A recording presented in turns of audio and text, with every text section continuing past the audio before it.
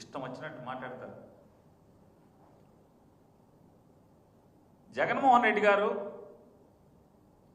Bangarupalem mango market యార్డ్కి programme పెట్టుకోగానే helicopter ల్యాండింగ్కి పర్మిషన్ ఎవరు? అతను ఎవడో చెప్తున్నాడు, మేము 100 మీటర్ల హెలిప్యాడ్ ఇస్తే ఛాలెంజ్ చేస్తున్నా, 100 మీటర్లో మీరు మార్కెట్ యార్డ్కి బంగారుపాలెం మ్యాంగో మార్కెట్ యార్డ్కి 100 మీటర్లో మీరు పర్మిషన్ ఇచ్చుంటే చూపించండి. తప్పుడు మాటలు, విష ప్రచారం, అబద్ధాలు, అసత్యాలు.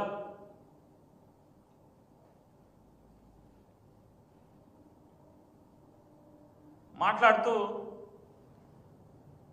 వెంటనే క్యాబినెట్లో తీర్మానం చేస్తారు. క్యాబినెట్లో తీర్మానం ఏమని? జగన్ గారు బంగారుపాలెం వెళ్తున్నాడు కాబట్టి ఆ రోజు టేబుల్ ఎజెండాగా తీర్మానం చేస్తారు. 260 కోట్లు తోతాపురి మామిడి రైతుకి 4 రూపాయల సబ్సిడీ తరపున డబ్బు రిలీజ్ చేయడానికి ఆమోదిస్తున్నాము, బడ్జెట్ కేటాయిస్తున్నాము అని చెప్పిన ఆమోదిస్తారు. వీళ్ళ సోకు చూడండి. అంటే ఎంతసేపు ఈ నారా చంద్రబాబు నాయుడికి, ఈ ప్రభుత్వానికి పబ్లిసిటీ యావ తప్పితే, అబద్ధాల ప్రచారం తప్పితే.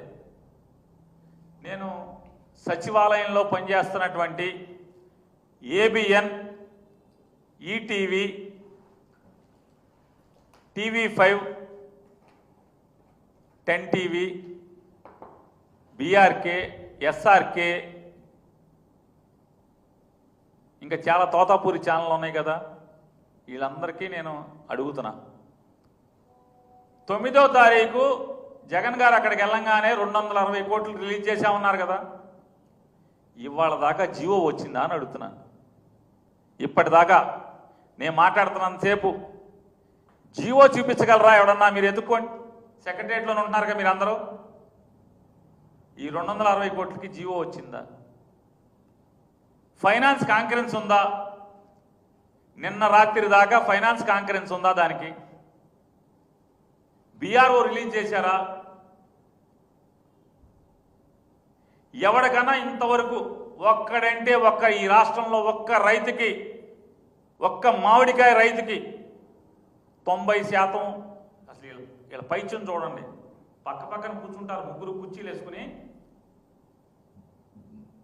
ఇక్కడ ఒకడు చెబుతాడు, వ్యవసాయం అంటే తెలియనోడు, వ్యవసాయం అంటే ఎక్కడ ఏ పండుతుందో తెలియనోడు, ఎక్కడ రైతు కష్టంలో ఉన్నాడో ఒక్క ఊరు కూడా వెళ్ళనోడు, రైతు దగ్గరికి ఒక్కరోజు కూడా, దెబ్బతిన్న రైతాంగం దగ్గరికి ఒక్కరోజు కూడా వెళ్ళి పరామర్శించినటువంటి విచిత్రమైన వ్యవసాయ శాఖ మంత్రి మాట్లాడతాడు. 6,50,000 పంట పండేసింది, దాంట్లో 80% మేము కొనేసాం ఇప్పటికని మాట్లాడతాడు. ఈ పక్కనే ఉన్నాడు అంటాడు ఇంకొకడు, ఆ మంత్రి అంటాడు కోటర్ గేట్లు రాసుకుని, మేము 90% కొనేసామంటాడు. వీడు 80% అంటాడు, వీడు 90% అంటాడు. జగన్మోహన్ రెడ్డి గారిని మాట్లాడతాడు మీడియాలో, కోట్ల మంది ప్రజలు చూస్తున్నాం కదా, ఆడు వెళ్తున్నాడని మాకు ఏదో అంటున్నాడు, ఆడు ఈడు అని మాట్లాడుతున్నాడు జగన్ గారి గురించి. నేను అనలేనా? ఏరా ఒరే అని మిమ్మల్ని అనలేనా? మీ భాష మళ్ళీ జగన్ గారికి సంస్కారం నేర్పుతాకి మాట. జగన్ గారి జీవితంలో మైకులు లేకుండా కూడా ఎవరిని ఆడు ఈడని మాట్లాడతాం, మైక్ లేకుండా కూడా 4 గోడల మధ్య కూడా ఆడు ఈడు అని మిమ్మల్ని సంబోధించడు. ఆఖరికి ఎవడైతే జగన్ ఆడు అని మాట్లాడాడో ఆడి గురించి కూడా జగన్ గారు 4 గోడల మధ్య కూడా ఆడు ఈడు అని మాట్లాడు. అతను ఆయన అని మాట్లాడతాడు. మీలాంటి శత్రువుల గురించి కూడా మీరు మాట్లాడతారు. ఈ పక్కన ఆయనేమో 90% అంటాడు. ఎవడు నిజం? ఒకేసారి ఈ మంత్రిది నిజమా, ఆ మంత్రిది నిజమా అంటే వీళ్ళకి ఏంటంటే అబద్ధాలు చెప్పడం అలవాటై నోటికి వచ్చింది మాట్లాడతారు. ఎవడికన్నా ఒక్క రైతుకి 4 రూపాయలు ఇచ్చారా మీరు? 4 నయా పైసలు ఇచ్చారా? అమ్మఒడి ముక్కలుగా వేస్తున్నారు కదా, పేరుకేమో 13,000 అన్నారు అమ్మఒడిని. ఆ 13,000లో 65 లక్షల మందికో 60 లక్షల మందికి వేసామన్నారు. ఎవరికన్నా ఎంతమందికి కనీసం 1,00,000 మంది కన్నా 13,000 పడినాయా? ఇదో మాయా ప్రపంచం, మాయాజాలం, ఇంద్రజాలం.